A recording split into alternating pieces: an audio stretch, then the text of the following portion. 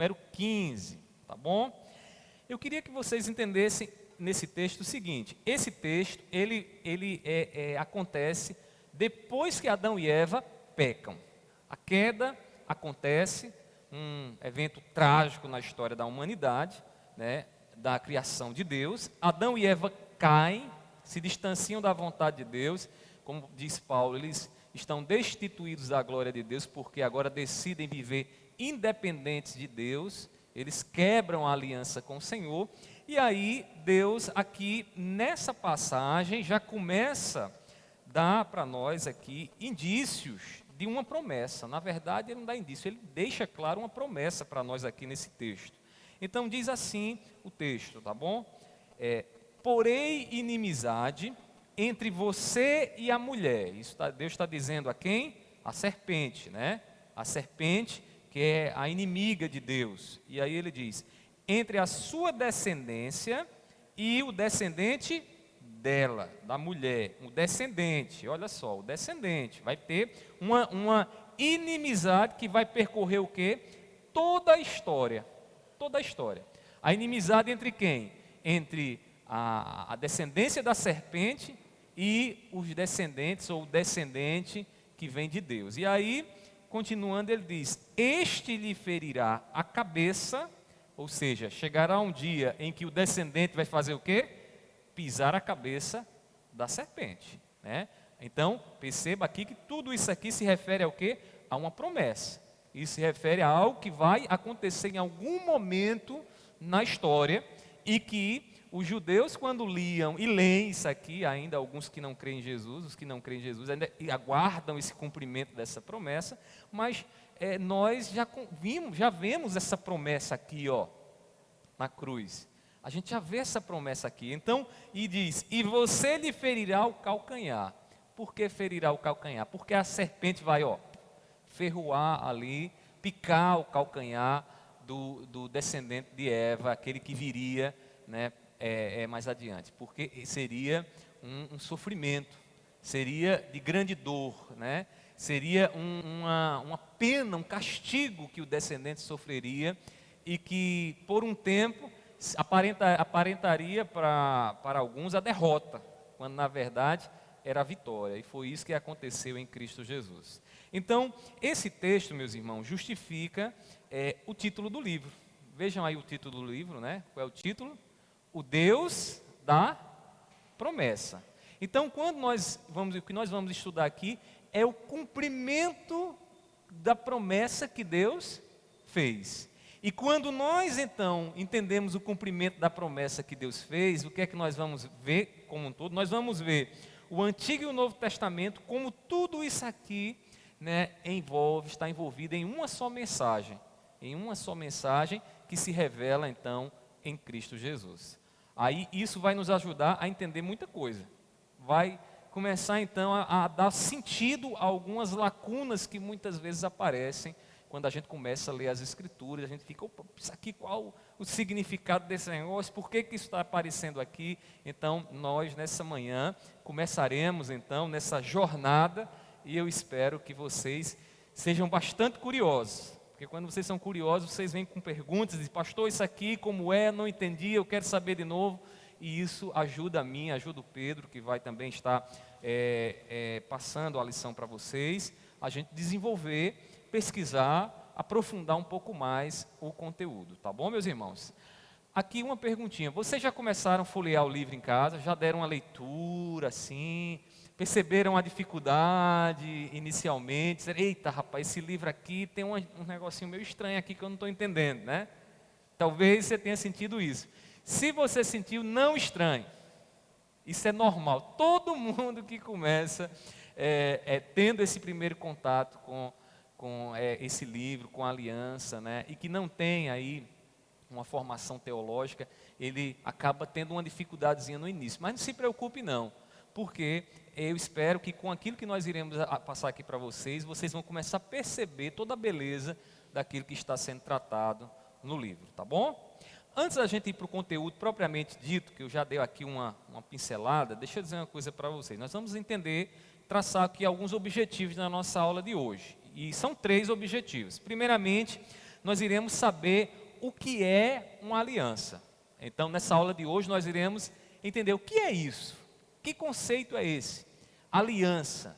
Aliança é a mesma coisa que um pacto, né?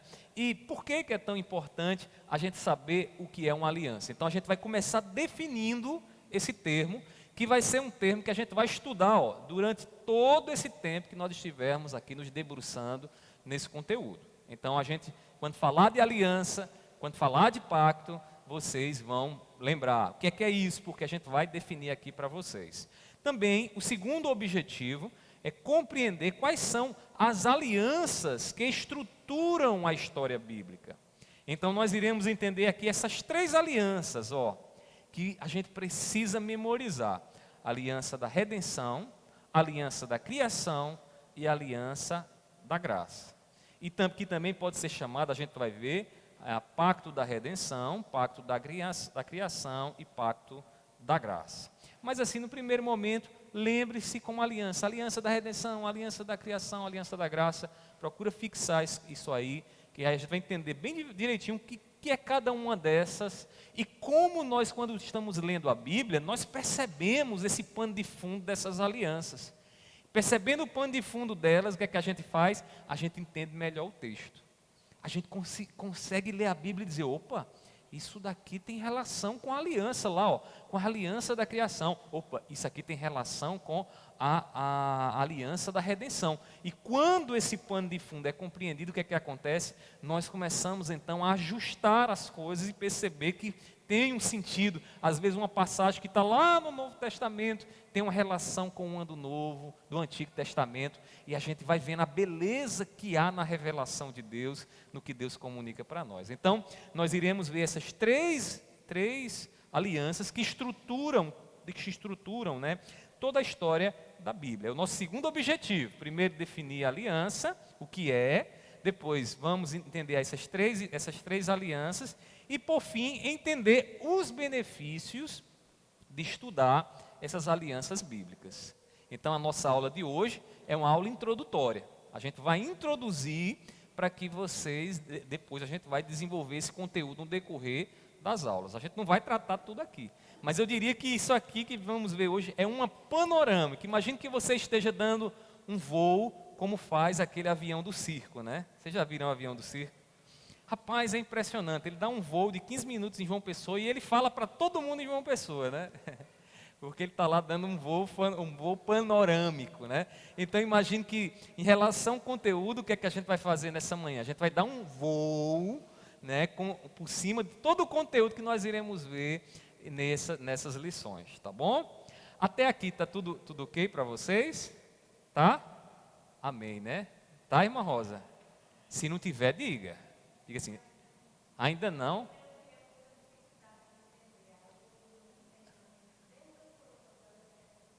Aham. Aham.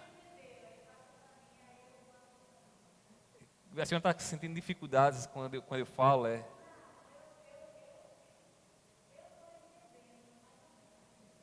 mas vai entender, viu? Eu quero ajudar a senhora, viu? Se a senhora disser: não, pastor, eu não entendi, eu volto, quantas vezes forem precisas, tá bom? Não se preocupe não, pode perguntar, porque o nosso objetivo é que vocês entendam. Inclusive, irmã Rosa, sabe por que é que muitas vezes, no ensino de crianças, as professoras, elas não conseguem mostrar o Evangelho, não conseguem mostrar Jesus? Porque elas não conseguem compreender essa lógica. Ontem minha filha, a gente foi para uma igreja e eu fui pregar lá, e ela foi para a salinha lá da igreja, e aí na volta eu perguntei: ô Mari, foi que você aprendeu hoje na salinha lá? Aí ela disse: papai, eu aprendi a história de Davi, que Davi derrotou o gigante e tal. Aí eu fiz uma pergunta, eu disse: você percebeu Cristo na historinha? Aí ela disse: não, papai, percebi não, eu só entendi que Davi derrubou o gigante, um gigante muito grande, ele derrubou aquela coisa toda, né? Aí eu disse para ela: você sabia, Mari, que Davi, ele é um tipo de Jesus? E que o gigante, né, era como um pecado, era um pecado, afrontava a Deus. E quando Davi derrubou o gigante, né? Foi exatamente o que Jesus fez, o que Deus fez por meio de Jesus no pecado. Aí ela disse uma expressãozinha, ela não disse tipo, ela disse uma outra expressãozinha que numa linguagem infantil, ela entendia muito bem. Ah, então quer dizer, aí ela disse lá a expressão, né, que Jesus é como, ou melhor, que Davi é como Jesus. Aí eu disse, exatamente. Aí eu disse isso a ela, mas o que é que eu estou dizendo a ela? Eu estou dizendo isso aqui, ó, essa história que nos permite dar uma história para crianças e mostrar naquela história que aquilo ali tem uma relação com quem? Com Jesus. Com Jesus. Então, se você diz a história de Jonas, você lê a história de Jonas, de Noé, de Abraão, e você não consegue perceber o cumprimento da promessa em Cristo Jesus, então você não está mostrando ainda uma mensagem cristã evangélica. Por quê? Porque você vai mostrar um personagem que fez alguma coisa de boa na história, que tem um testemunho em alguns aspectos muito interessantes, mas você não mostrou o Evangelho. E a mensagem mais importante para as nossas crianças, nossos jovens e a nossa igreja, é que eles entendam o Evangelho, que eles entendam que Cristo Jesus é o cumprimento da promessa do Senhor. E aí toda mensagem precisa apontar, então, para Jesus. Então, essas lições que nós iremos estudar, elas vão ajudar de forma bem pedagógica vocês a fazerem isso, sem ter medo, não, será que é assim mesmo? E a gente vai então perceber que a Bíblia aponta para isso, a Bíblia nos revela isso em Cristo Jesus, tá bom? Amém? Então a gente está numa jornada, é um desafio, viu? E eu sei que vocês gostam de desafio, então a gente vai, se Deus quiser assim, completar. Mas antes da gente prosseguir, vamos orar? Vamos pedir a graça do nosso Senhor. Meu Deus, eu te louvo por essa manhã e mais uma vez te rogo, ajuda-nos, Senhor, abre o nosso entendimento, tira todo o bloqueio, para que nós possamos, Deus, encontrar aqui na lição que será dada, Senhor, aquilo que o Senhor deseja nos ensinar. Pai, não nos deixe estarmos aqui com o corpo presente, mas com a mente distante. Traz a nossa mente para esse lugar, dar-me clareza, dar-me entendimento. Eu te peço assim, em nome do teu Filho amado Jesus. Amém. Amém. Então vamos lá, meus irmãos, vamos começar aqui. Vamos começar então definindo o que é uma aliança. Uma aliança. Vamos entender isso. Quando nós vamos para o dicionário, o que é que nós encontramos? Se você pegar qualquer dicionário, você vai encontrar a seguinte definição: aliança, segundo o dicionário, pode significar duas coisas. Primeiramente, ato ou efeito de aliar-se. Então, quando você casa, por exemplo, você faz uma aliança com o seu cônjuge, né? Você vai lá diante do juiz e diz, olha, a partir de hoje, eu e essa mulher aqui assumimos uma aliança. Nós estamos nos aliando e formando assim uma união, né? Diante de Deus, a palavra do Senhor diz que quando acontece essa aliança entre o homem e a mulher, os dois se tornam o quê? Uma só carne. Olha que coisa maravilhosa. O casamento, na verdade, é uma aliança feita entre duas pessoas diante de Deus. Onde eu digo, olha, eu vou cuidar de você na saúde, na doença, na pobreza ou na riqueza. Ambos dizem isso um para o outro. Naquele momento estão colocando os termos da aliança e dizendo, olha, esse relacionamento está firmado nisso. Então, aliança é o ato, né, ou efeito de aliar-se. Mas há um segundo significado também para aliança, no dicionário, tá certo? É um dicionário qualquer, não é o dicionário bíblico não. Vamos começar pelo dicionário da língua portuguesa. Aliança também pode significar acordo ou pacto. Um pacto. Que nada mais é do que o quê? Um compromisso que nós assumimos de fazer o que prometemos. A nossa geração, irmãos, nos nossos dias nós temos vivido uma geração que desconsidera pactos. Sabe aquela pessoa que diz, olha, eu vou fazer isso por você e ela não faz? Sabe aquela confiança quebrada? Na verdade, é um pacto quebrado. Se nós percebermos essa história de pacto, de aliança, não está apenas na Bíblia. A nossa vida está repleta de pactos. Alguns desses pactos são pactos explícitos que nós falamos, como por exemplo o pacto do casamento. A gente vai lá no cartório, né, assina lá o termo e diz, olha, aqui está firmado um pacto através desse contrato e tal. Mas há pactos que são inconscientes, né? Há pactos inconscientes. Por exemplo, o respeito que nós temos uns com os outros, existe ali um pacto implícito, não inconsciente, mas implícito, né? Que eu respeito o outro ali, eu estou comprometido a não ferir o outro, a não fazer o mal ao outro. Por quê? Porque eu estou num pacto implícito para que haja uma convivência entre a gente. Então, vamos entender aqui, todas as vezes que nós nos referirmos aqui à aliança, eu também posso, em alguns momentos, me referir ao chamado pacto. Porque, na verdade, são duas coisas. Um pacto, aliança, certo? Então, pactos e alianças são sinônimos. E aí, quando nós olhamos para a Bíblia, nós percebemos que essa história de pacto surge muito, muito antes do homem ser formado. Então, a gente chama o pacto chamado pacto da redenção, certo? Primeiro pacto aí, o pacto da redenção, que é o pacto firmado entre Pai, Filho e Espírito Santo.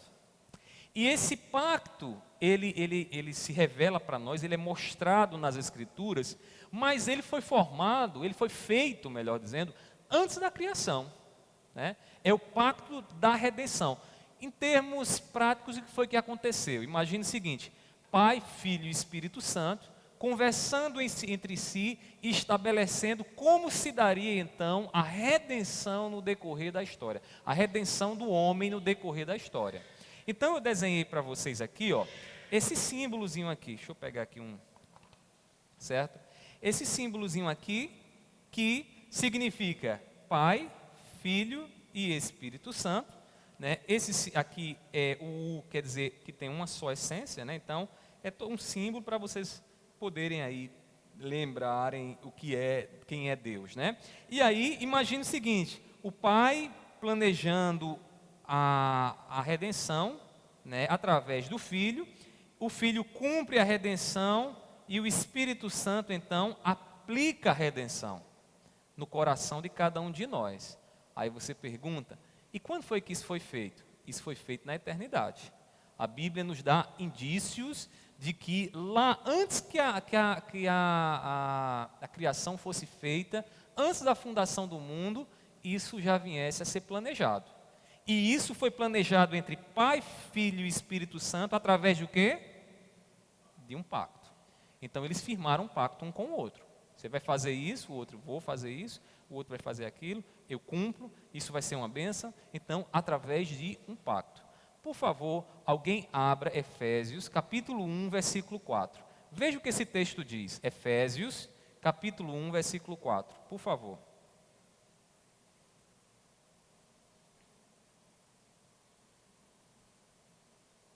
Pode ler, quem encontrou. Lê em voz alta para que todo mundo ouça, até o pessoal da internet.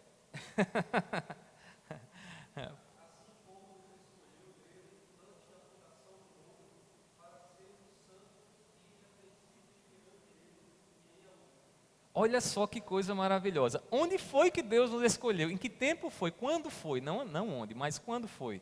Antes da fundação do mundo. Uma vez que Deus nos escolheu antes da fundação do mundo, então o plano da nossa salvação não aconteceu quando o homem foi criado. Já estava determinado antes que o mundo viesse a existir. Então, o pacto da redenção envolve, e a gente vai estudar mais à frente aqui, é só uma panorâmica, envolve esse planejamento que acontece na eternidade, entre Pai, Filho e Espírito Santo. Como falei para vocês, o Pai planeja a redenção, o Filho cumpre então a redenção e o Espírito Santo aplica a redenção. Então, a gente já começa a ver essa relação de aliança, essa relação de pacto nas Escrituras antes que o mundo viesse a existir. Aí você poderia perguntar também: pastor, e quando o mundo passa a existir, as coisas mudam? É aí que a coisa fica fascinante. Por quê? Porque a coisa não muda. O Deus que na eternidade já se relacionava entre si de forma pactual, continua se relacionando com a criação de forma pactual. Quer dizer o seguinte, que a relação de qualquer pessoa aqui, seja crente, incrédulo, com Deus, se dá por meio de um pacto. E num pacto o que é que acontece? Deus diz como é que as coisas devem ser, o que Ele deseja, o que Ele quer, Ele firma um pacto, e aí o homem então escuta esse pacto, e se ele obedecer, está na bênção. Se desobedecer, está em maldição. Então, é nesse relacionamento de aliança, esse relacionamento pactual que existe entre Deus e todos os homens. No grande juízo final, quando chegar lá no final de tudo, sabe o que é que vai acontecer? Deus vai lembrar os homens: eu dei a minha vontade, eu revelei nas Escrituras o que eu queria de vocês, eu revelei o meu plano para a salvação de vocês. Bastava que vocês confiassem para que vocês pudessem estar debaixo da bênção, mas vocês não confiaram. Vocês preferiram seguir no caminho da desobediência. Então, no juízo final, o que é que vai acontecer? Deus vai derramar a sua ira, descarregar o seu castigo sobre aqueles que não seguiram o pacto. Sobre aqueles que não seguiram o pacto. Então, aqueles que viveram com a aliança quebrada com Deus. Então, a história, quando nós entendemos essa questão do pacto, ela passa a ser agora uma história pactual, porque Deus está se relacionando conosco e nós estamos nos relacionando com Ele de uma maneira que tudo acontece com Deus em eu estou obedecendo o pacto ou não estou obedecendo o pacto. Será que o culto, será que na nossa vida a gente experimenta essa história do pacto? Vou dar um exemplo aqui para vocês, né? Por que quando você ora, você ora em nome de Jesus? Você ora em nome de Jesus porque Jesus te coloca de forma correta no pacto com Deus. Então você está pedindo: Senhor, tenhas misericórdia de mim. Senhor, faz a provisão para a minha vida, em nome de Jesus. Quando você diz em nome de Jesus, você está entrando dentro dessa relação pactual. Você está dizendo o seguinte: Senhor, eu estou cumprindo exatamente, fazendo exatamente o que Tu exiges, porque eu não estou confiando em mim. Eu estou confiando naquele que cumpre o pacto perfeitamente por mim. Aquele que lá na cruz do Calvário abriu os céus para mim e eu posso entrar num relacionamento com Deus. Então perceba, a oração também é um relacionamento pactual. O culto é relação pactual? Também. Porque o culto é o quê? Eu já falei para vocês aqui em outro momento. Quando a gente está cultuando a Deus, a gente está ouvindo a palavra do Senhor cantada, orada, a palavra do Senhor em tudo que está sendo feito aqui. E quando nós ouvimos a palavra, nós estamos ouvindo o quê? Os termos do pacto. Quando nós respondemos em Cristo Jesus ao que é dito por meio da palavra, nós estamos fazendo o quê? Nós estamos reafirmando o pacto que temos com Deus em Cristo Jesus. E dizemos: Senhor, tudo isso que a Tua palavra me diz, eu recebo em mim. Por quê? Porque Jesus traz isso sobre a minha vida. Então, qual é o resultado de tudo isso? Adoração a Deus. Então a gente adora ao Senhor porque nós dizemos: Senhor, eu estou numa relação pactual contigo. Irmãos, então o pacto envolve toda a nossa vida. Nós fomos criados num relacionamento de aliança com Deus. O problema é que vivemos quebrando essa aliança. Essa aliança ela é quebrada praticamente todos os dias, né? Todos os dias a gente sabe o que Deus quer de nós, mas humanamente, com as nossas obras, nós quebramos o pacto. Veja o que diz aí 1 João, capítulo 3, versículo 4. 1 João 3, 4. Você que está em casa, pega uma Bíblia para você acompanhar.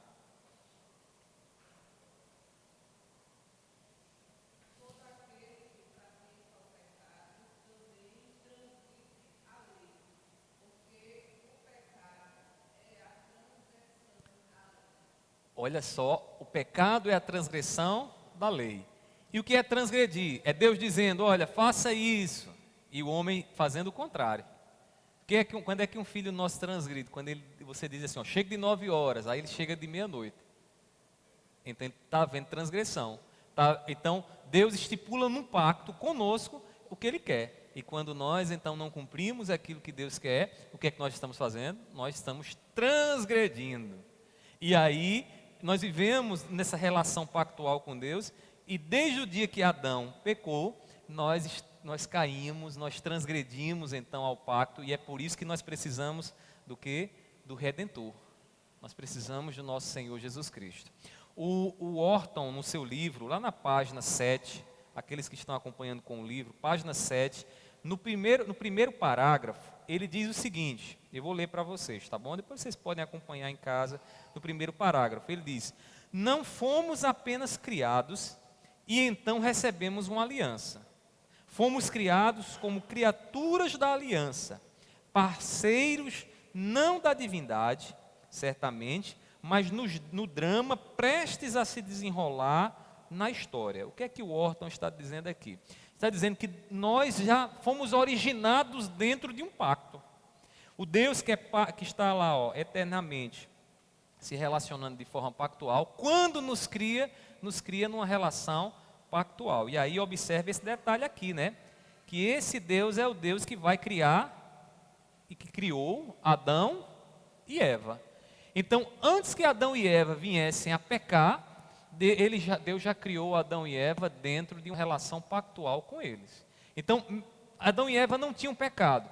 Como é que eles se relacionavam com Deus? Eles se relacionavam com Deus obedecendo o que Deus queria, e obedecendo o que Deus queria, eles estavam onde? Eles estavam debaixo do favor de Deus, do cuidado de Deus e da bênção de Deus. Diga.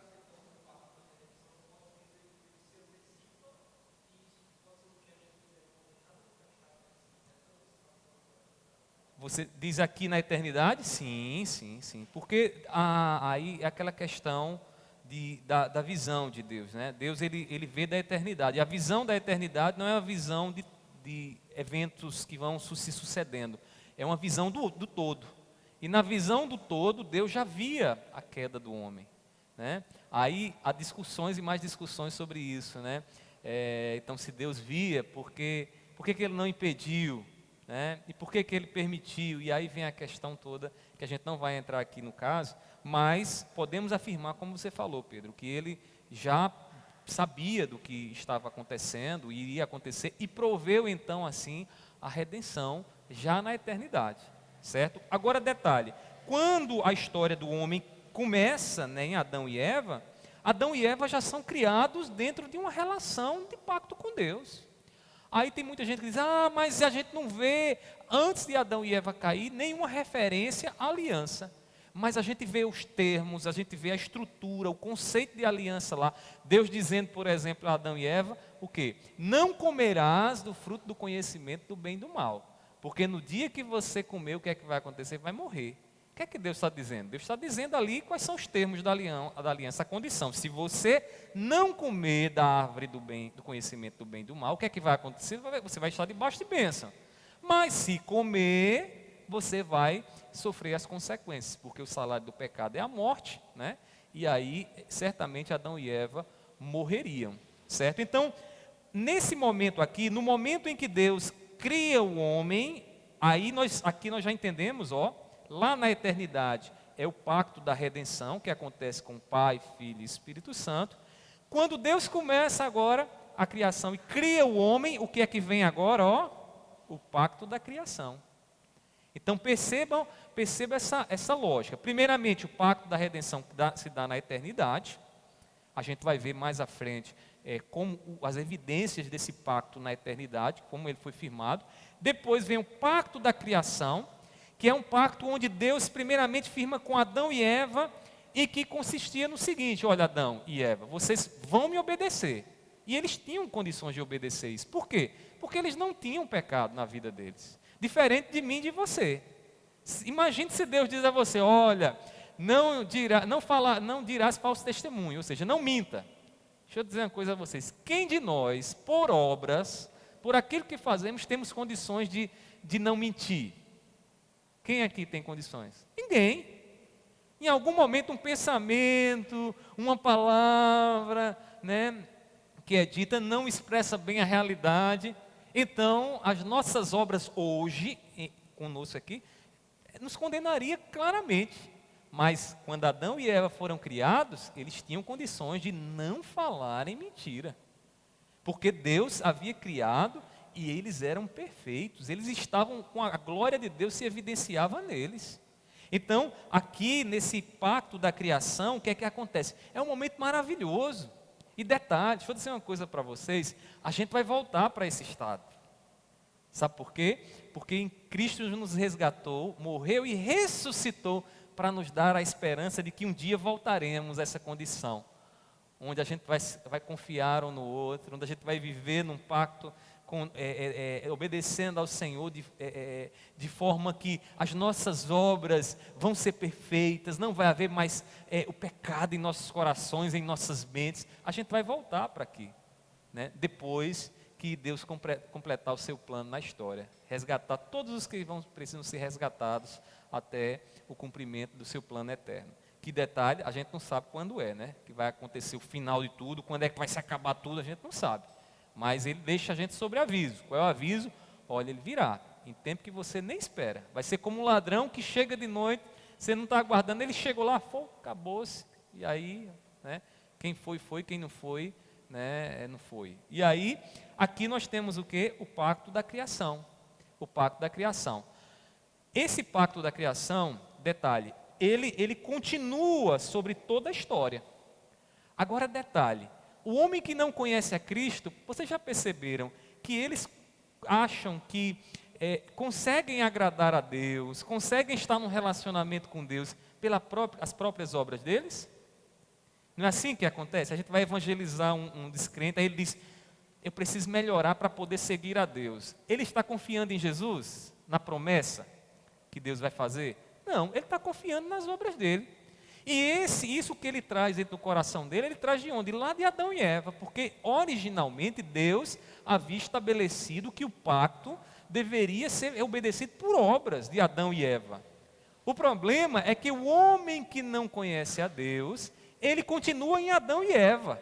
Num Adão e Eva que hoje é incapaz de obedecer a Deus. Por quê? Porque o pecado está no nosso coração. Né? O pecado está no nosso coração.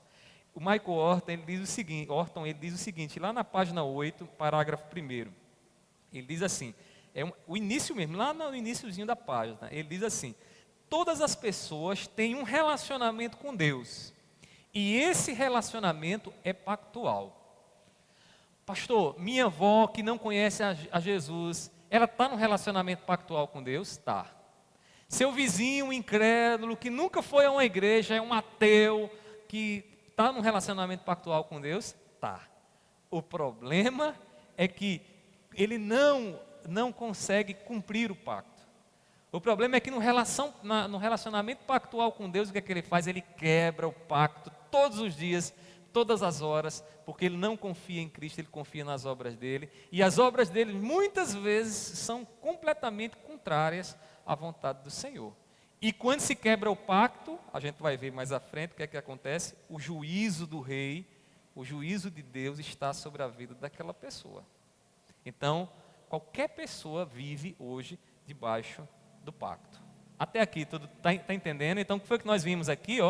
Nós vimos o pacto da redenção, que nós iremos estudar aqui no decorrer, que acontece na eternidade, o pacto da criação, que acontece quando Deus forma Adão e Eva e coloca as condições para eles obedecerem e estarem no relacionamento com Deus.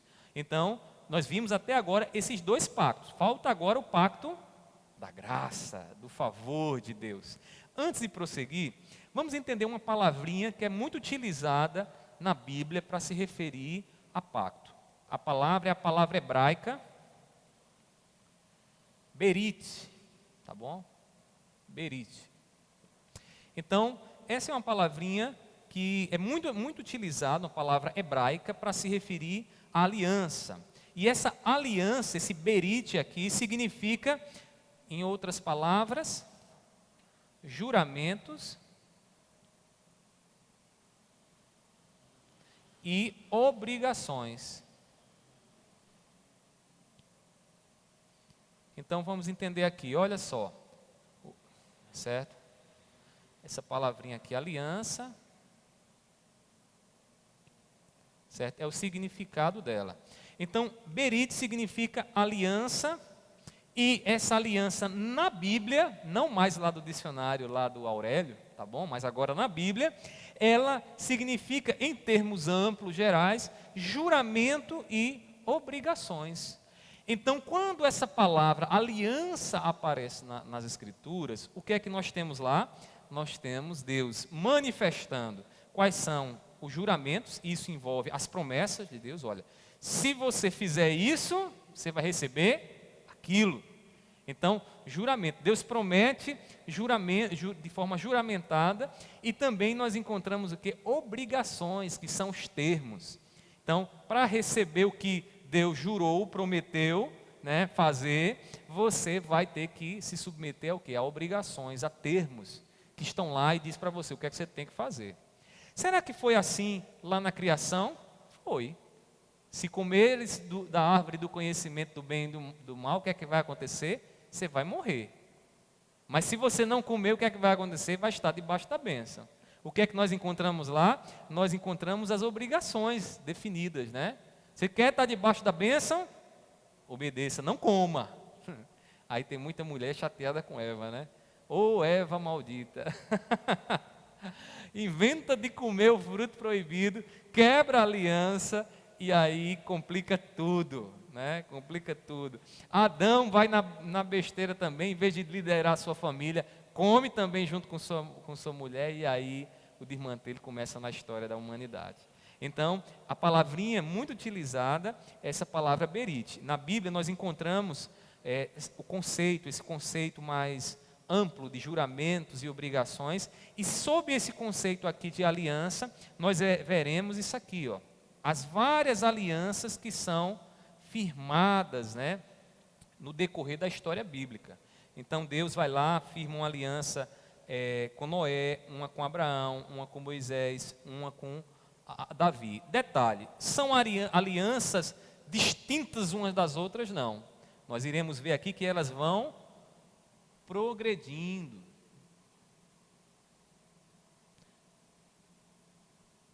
E aí a gente chama isso de uma revelação progressiva, porque Deus começa com Adão, vai expandindo então a promessa dele até chegar em Jesus Cristo. Agora, antes da gente tratar dessas alianças aqui, vamos entender outra coisa. A gente já viu até aqui a redenção, a criação, e onde é que entra essa graça, essa aliança da graça? Essa aliança da graça, ela entra a partir do momento que acontece o quê? Que o homem cai.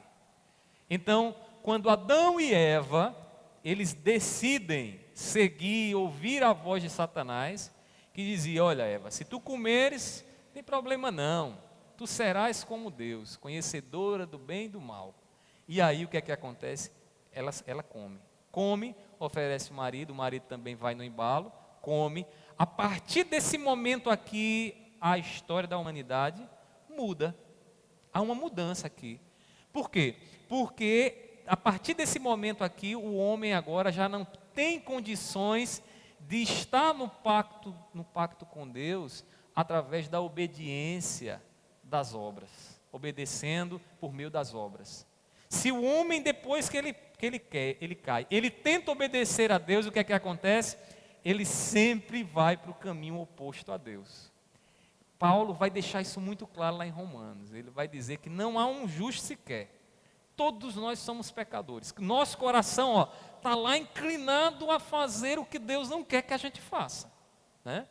E a gente acaba fazendo o quê? Transgredindo a vontade do nosso Senhor. Então, a queda impossibilita o homem de viver agora no pacto com Deus através da relação de obras. E aí é que acontece o que agora? Se o homem não pode viver com relacionamento por meio de obras, o que é que ele precisa, irmã Rosa? Da graça. Entenderam agora onde é que a graça começa? Então o homem não pode. Imagine você, Helena, você não pode viver para Deus confiante só nas suas obras. Eu vou fazer isso aqui porque vai dar tudo certo, vou ser perfeito e Deus vai se agradar, vai olhar, poxa, como ela é perfeita. Quem é que pode ser perfeito, irmãos? Basta lá os 10 mandamentos para nos colocar por terra, né? Basta lá. Olha lá, você vai ver que você pisa numa bola, numa coisa, não sei, eita, não tem como. Aí você precisa do quê? Da graça de Deus, do favor de Deus. Então, daqui para frente, tá certo? Entenda isso aqui como uma história daqui para frente, depois que Adão e Eva pecam, Deus passa a se relacionar conosco por meio da graça. E isso daqui vai até onde? Até o final da história. Então, hoje, a igreja, nós estamos onde? Nós estamos debaixo de um pacto que é o pacto da graça. A igreja, aqueles que creem. Porque ao mesmo tempo que há o pacto da graça daqueles que creem, há também o pacto das obras na criação que permanece sobre a vida daqueles que não creem em Jesus. Porque eles continuam acreditando que vão se relacionar com Deus, estão se relacionando com Deus por meio daquilo que fazem. E isso traz para eles salvação? Traz ou não traz? Não, traz juízo sobre a vida deles. Meus irmãos, a teologia chamada teologia reformada, quando a gente fala, eu sou reformado, né? De vez em quando eu encontro alguém assim, eu sou reformado. Aí você pergunta, sim, você é reformado, você quer dizer o quê? Não, porque eu acredito que o homem é predestinado. Você pode até crer dessa forma, de que o homem é predestinado, mas isso não quer dizer que você é reformado. Teologia da aliança, isso que nós vamos estudar, é o que realmente é teologia reformada. Ser reformado é você compreender isso aqui, que é todo o esquema da Escritura, entender essa lógica como Deus se relaciona no decorrer da história. Então, quando a gente diz, eu sou reformado, você está dizendo, eu creio como os reformadores criam, como os nossos antepassados criam. E como é que os nossos antepassados criam? Eles criam assim. Eles acreditavam dessa forma. Então, Deus se relaciona com o pacto, porque Deus primeiramente é um ser pactual. Deus cria o homem para viver com ele num pacto, o homem cai, aí Deus continua ainda se relacionando com o pacto, dando a graça para eles por meio desse pacto. E aí o homem hoje pode se relacionar com Deus, né, por meio da graça ou por meio das obras. Ah, pastor, mas eu não acredito assim. Então você é outra coisa. Ser reformado você não é. Você pode ser qualquer outras opções que existem aí no mercado, né? Porque não são poucas as que existem aí no mercado. Todas elas bem recentezinha, saindo do forno para você poder ler a Bíblia e tentar dar um significado da Bíblia. Mas se você de fato tem uma ligação, se nós temos, né, uma ligação histórica, tradicional com os nossos antepassados, a teologia reformada consiste nisso aqui. Nisso que nós iremos ver no decorrer das nossas aulas.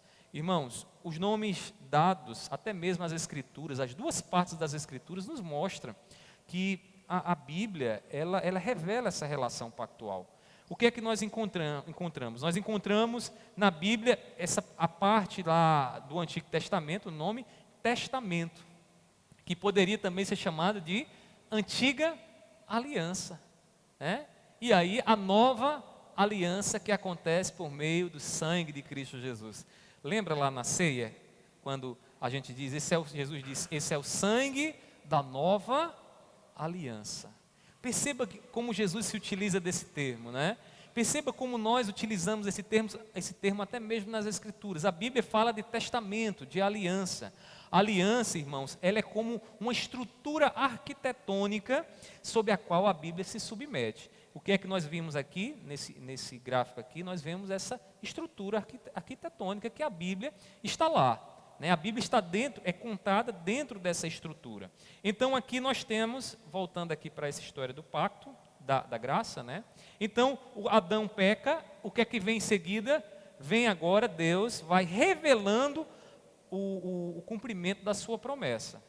E esse cumprimento vai sendo revelado aos poucos, de maneira que quando um vai aparecendo e vai então aumentando o entendimento, mostrando com mais clareza o que vai acontecer adiante, quem era aquele que viria para cumprir a promessa do Senhor. Lembra lá, você quer falar? Lá em Gênesis 15, então havia a promessa lá do descendente que pisaria a cabeça da serpente e a serpente feriria o seu calcanhar. Então começa aqui, ó. Depois que Adão e Eva pecam, esse texto aqui vem para onde? Vem para aqui, ó. E aí começa a história, né? Deus vai firmar um pacto com Noé.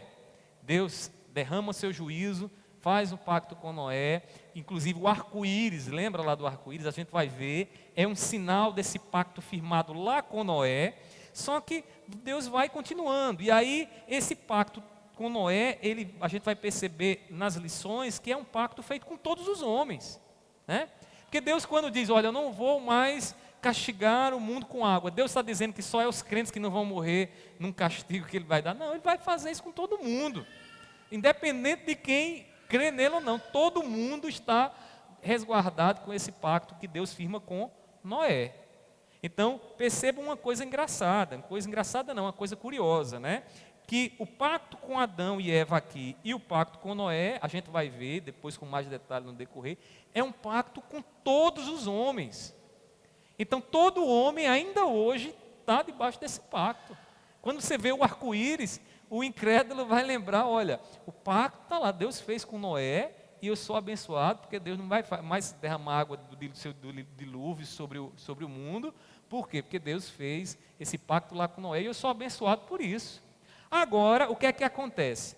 Lá em Abraão, quando a aliança, o pacto vai se estendendo, o que é que acontece? Agora, Deus restringe. E aí agora Deus começa a falar para quem? Para o povo escolhido. Deus começa a falar para a igreja. Deus começa a falar para mim e para você. E aí o que é que Deus promete em Abraão? Capítulo 12 de Gênesis 1 e 2, o que é que diz? Por favor. Gênesis 12, versículo 1 e 2. Pode ler quem encontrou. Você que está em casa, acompanhe na sua Bíblia aí. Gênesis 12, 1 e 2.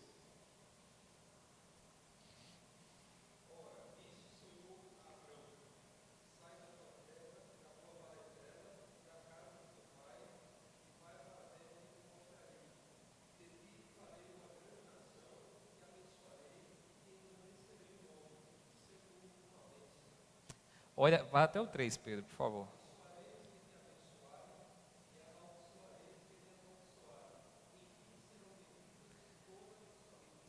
Que chega, eu me arrepio quando eu escuto um negócio desse. Fica arrepiado. Eu digo, rapaz, olha só o que é que Deus está fazendo aqui. Né? Não é? Deus agora não trata mais com todo mundo. E agora Deus diz, eu vou fazer em você, Abraão, um povo. Agora um povo. Quem é esse povo, irmãos? Quem é? É o Israel do Senhor. É o povo do Senhor, a igreja do Senhor, que está aí, ó, implícita já aí nessas palavras. E aí tem muitas implicações.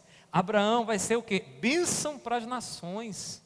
Então, o povo que Deus separa para estar numa relação com Ele pactual agora, dentro da graça do Senhor, é o que acontece? É uma relação agora em que Deus Ele vai tratar com um povo específico a fim de alcançar os povos da terra.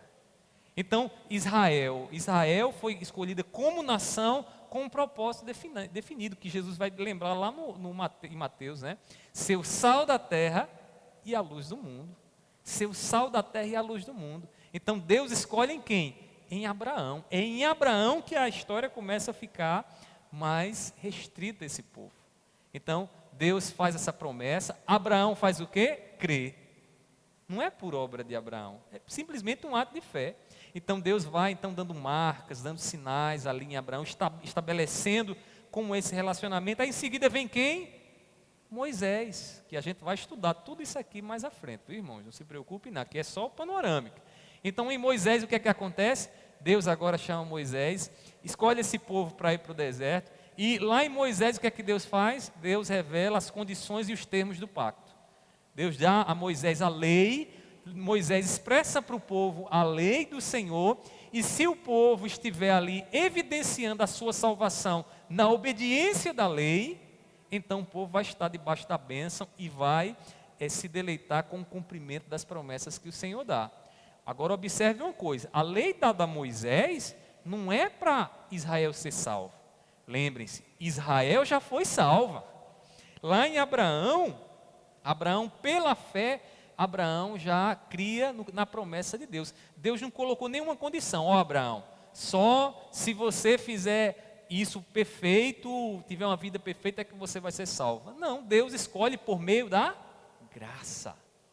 É favor imerecido. Deus escolhe por meio da graça, e aí a lei vem em Moisés. E na vinda da lei, o que é que acontece? Quando Deus diz para que o homem obedeça a lei, o homem obedece para sinalizar que está debaixo dessa graça. É como acontece conosco hoje, não mudou não, viu, irmãos? Isso aqui, A gente olha para a Bíblia, meu mundo de mandamento tem lá, olha, faça isso, faça aquilo outro, santifique, tal, tal, tal, tal. Você vê tudo isso, e por que você se santifica? Você se santifica para ser salvo? É? Não, você se santifica porque você já é salvo. Porque você entrou numa relação de graça com Deus. Porque você entendeu o que Cristo fez por você. E como evidência dessa graça, você faz o quê? Você obedece a palavra. Você atenta para a palavra.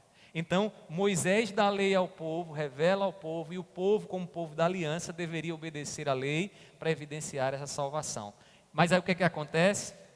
A gente vai ver que infelizmente o povo, né, se apropria de forma equivocada da lei. No Novo Testamento os fariseus vão olhar para a lei e vão dizer, opa, essa lei é para a gente ser justo mesmo, aqui é por força das nossas obras, e começam a esquecer do quê? Da promessa, que a promessa é dada em Cristo Jesus, que a lei se cumpre em Cristo Jesus. Mas aí vem a outra aliança que vai progredindo, e na aliança de Davi, detalhe, essas alianças, elas vão ficando implícitas, algumas coisas continuam, outras coisas deixam de continuar, e a gente vai ver no decorrer das lições, né? E lá em Davi vem o quê? Vem a promessa agora do rei, né?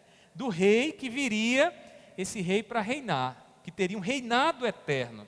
Deus firma então um pacto com Davi, detalhe, alguns achavam até que Davi poderia ser o cumprimento lá da promessa do Gênesis capítulo 15, que pisaria a cabeça da serpente, mas aí tem uma história que aparece na biografia de Davi, que aparece para dizer que Davi não era o rei. Qual é a história, irmão? Vocês lembram? Qual é a história que a gente mais lembra de Davi? A história de Davi com Betseba. O que é que Davi faz? Davi mata Urias, Davi mente, Davi faz um bocado de coisa que não deveria ter feito, quebra completamente a aliança do Senhor. Para quê? Para que você olhe para Davi e diga, olha, eu não posso esperar o Messias prometido, eu não posso esperar o descendente que viria para pisar a cabeça do serpente em Davi. Porém, em Davi há a promessa de um reino eterno. Então, a lacuna fica aberta, e aí o que é que acontece, irmãos? A gente encontra o preenchimento da lacuna em quem? Em Cristo. Então, Cristo é aquele por meio de quem Deus faria um povo prometido a Abraão. Cristo é aquele que cumpre a lei de Moisés. E Cristo é o Rei eterno que Davi não foi e que agora vem para reinar eternamente sobre nós. Amém, irmãos? Isso é maravilhoso, né? A Bíblia nos mostra isso. E aí o que é que acontece? Jesus vem, cumpre então toda a lei. Está lá os evangelhos dizendo para nós que Jesus fez na lei, né, em relação à lei, a profecia cumprida de Isaías e tudo mais. E aí Jesus morre, ressuscita, ascende aos céus e agora deixa o quê? A responsabilidade sobre a igreja, que somos nós agora. Então, todos esses pactos aqui agora são experimentados onde? Na igreja que está em quem? Em Cristo Jesus. E nós estamos aí na expectativa do quê? Na expectativa da vinda do Senhor. Quando será? Quando é que Ele vai vir? Tá. Os sinais já estão começando a aparecer, né? Para a gente. Será que vai ser logo? Será que vai demorar? Então há muitas coisas que a gente está nessa expectativa. E essa relação aqui com a igreja, essa relação então é uma relação pactual, uma relação de pacto que a igreja firma e que nós vamos estudar nessas lições, todos esses pactos. Percebam que isso aqui envolve todo o quê? Toda a Bíblia, ó, Antigo e Novo Testamento. Está lá, não tem como a gente fazer uma leitura bíblica sem perceber essas relações pactuais que estão lá.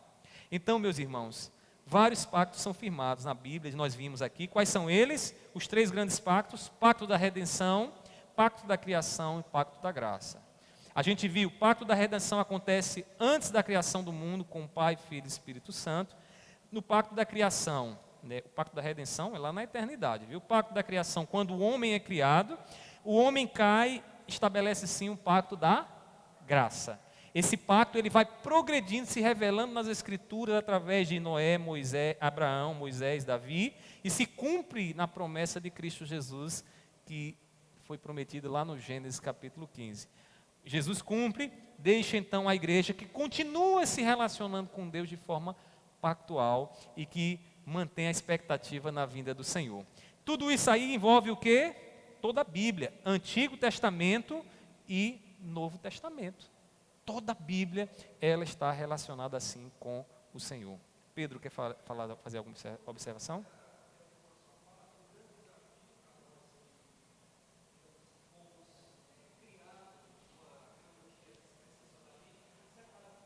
Aham. Aham. É.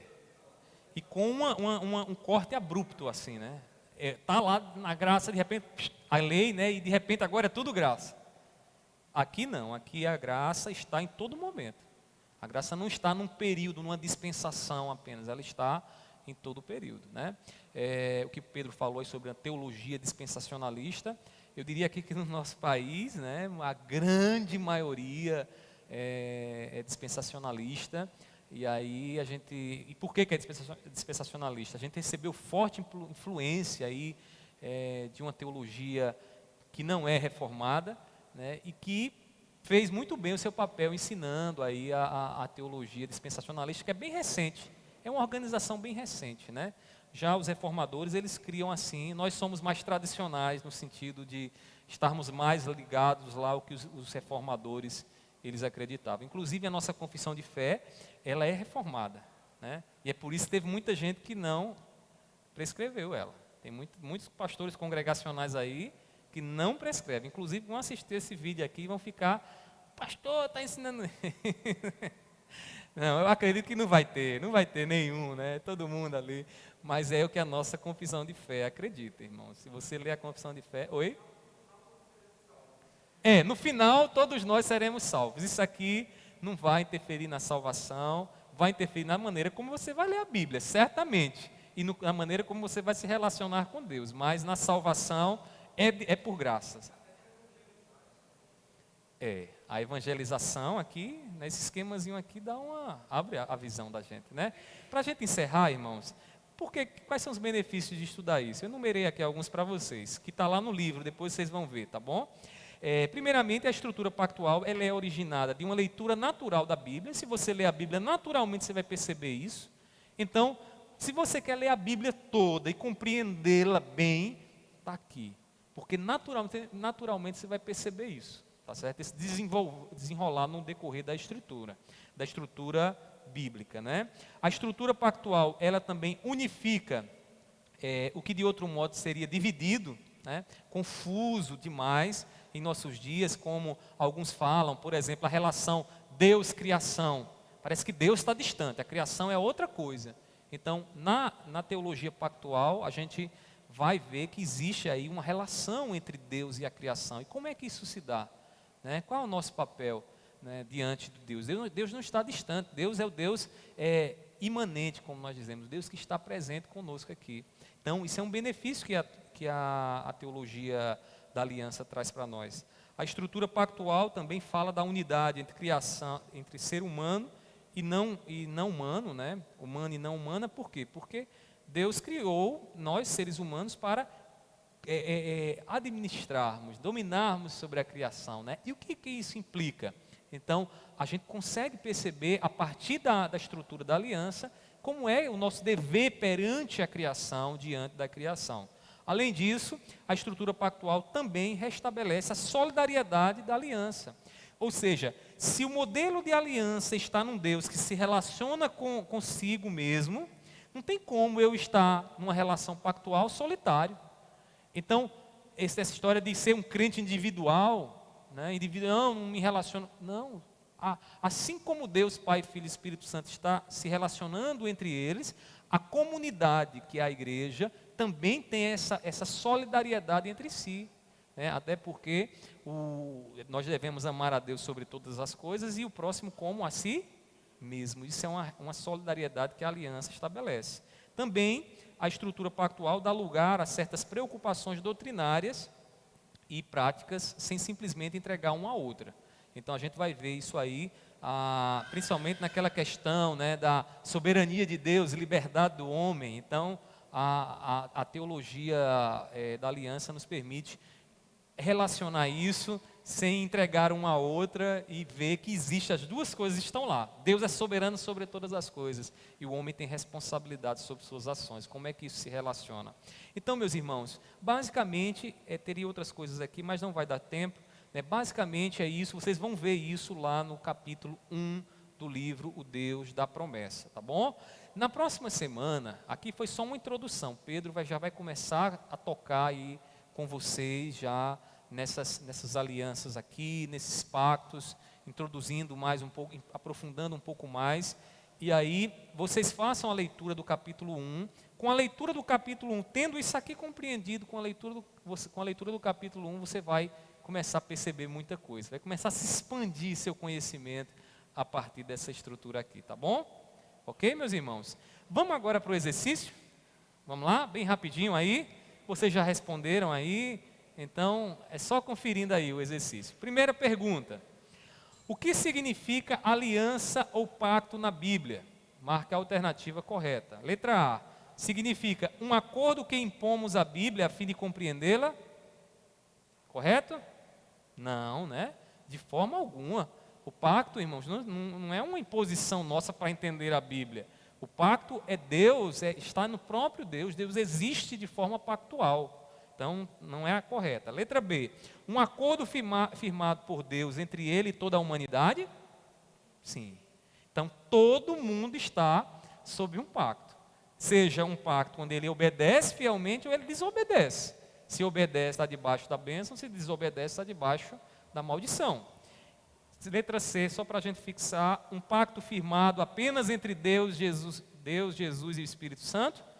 Não, apenas entre Deus, Jesus e o Espírito Santo não pode, porque aqui é só o pacto da redenção. E os pactos existem, o pacto da redenção, da criação e da graça. Então, qual é a resposta certa? Letra B, tá certo? Vão conferindo aí, é bom que vocês respondam no decorrer para ver se realmente entenderam. Alisson já respondeu ali, o diácono Alisson, né, o teólogo Alisson. Vamos lá para o 2. Onde Deus deseja que a relação pactual entre Pai, Filho e Espírito Santo se reflita? No templo da igreja, é nas paredes que Ele quer que se reflita? Que o templo seja grande, né, seja triangular, coisa desse tipo? Não, não é. Não é no templo. Na vida da igreja, isso. Então, tudo isso aqui precisa se refletir onde? Na vida da igreja, no relacionamento que nós temos com Deus e com o nosso semelhante. E aí na letra C, no relacionamento formal entre as igrejas, de forma nenhuma, né? Essa questão da igreja, CNPJ, título de igreja, isso é uma coisa bem posterior. Tem nada a ver com o pacto. Então, letra B é a resposta correta. Terceiro, qual a palavra bíblica hebraica usada, ou melhor, qual a palavra bíblica hebraica é usada para se referir à aliança? Berit, muito bem, berit. Então essa palavra vocês não esqueçam mais, viu?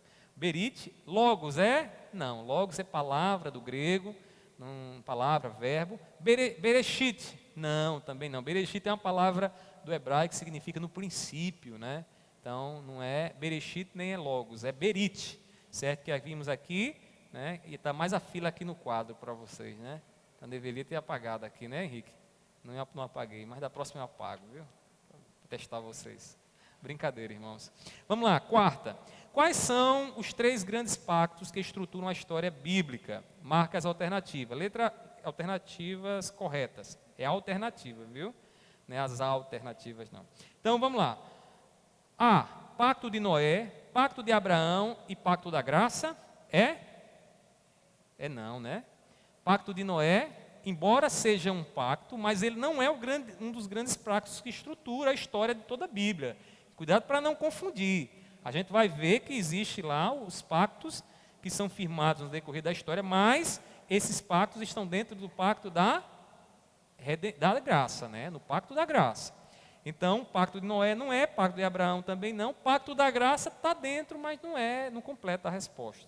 Letra B, pacto de Gênesis, pacto de Abraão e pacto do Apocalipse, ou seja, lá do Gênesis, no início de tudo, e lá no Apocalipse, lá no Novo Testamento, de forma nenhuma, não é também não. né? Então, não existe esse pacto de Gênesis e pacto do Apocalipse. E aí, letra C, pacto da redenção, pacto da criação e pacto da graça, correto? Exatamente, ó.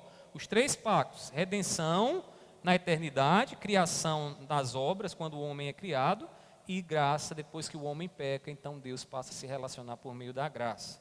E a última, marque V para as respostas verdadeiras e F para as respostas falsas. Sobre as alianças, podemos dizer, letra A estrutura pactual é originada da leitura natural da Escritura, do Gênesis e Apocalipse. Correto, né, irmãos? Então, a gente começa a ler a Bíblia, está lá. A gente já começa a perceber essa relação pactual quando a gente começa a ler a Bíblia. Está tudo lá no início, tá bom? Então, letra, isso aí é o quê? V ou F? V, né? Vamos para B agora. Não distingue entre a aliança da criação e a aliança da graça, o mundo e a igreja. Então, a aliança não faz distinção entre a igreja e o mundo, entre a graça e a criação. Ou seja, graça e criação é a mesma coisa? É ou não é? Não. Então, é diferente aí uma coisa da outra. O mundo vive sob confiando na obediência por meio das obras. Ele ainda vive lá em Adão e Eva. Mas a igreja vive confiante como Adão e Eva lá antes do pecado? Não, a gente vive confiante em Cristo. Então a gente vive debaixo da graça. Então, na verdade, a aliança distingue esse momento da criação e da graça. Tá certo, meus irmãos? Então, B é letra F. C, a aliança dá lugar certo a preocupações doutrinárias e práticas, sem simplesmente entregar uma a outra. Correto. Exatamente, né? Então, a doutrina da aliança não fica na abstração, lá na eternidade. Não, ela faz a ligação entre conhecimento e prática, e a gente vai ver isso no decorrer dos estudos. E por fim, então, letra C é V, tá ok? Por fim, a aliança enfatiza a palavra em detrimento dos sacramentos na vida da igreja. Eu não tratei sobre isso, então vocês podem errar até nisso, mas eu queria ouvir vocês. E aí? A aliança enfatiza a palavra em detrimento dos sacramentos na vida da igreja?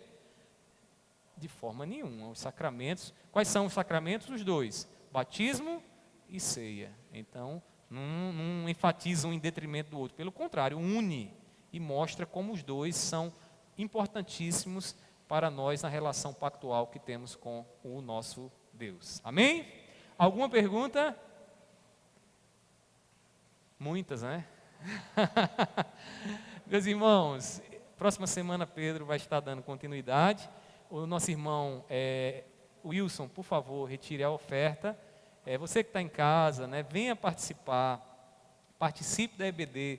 Esse assunto é muito importante para o seu crescimento, para a sua edificação, né? Reveja talvez esse estudo aí, se for o caso, outras vezes, para você entender tudo isso.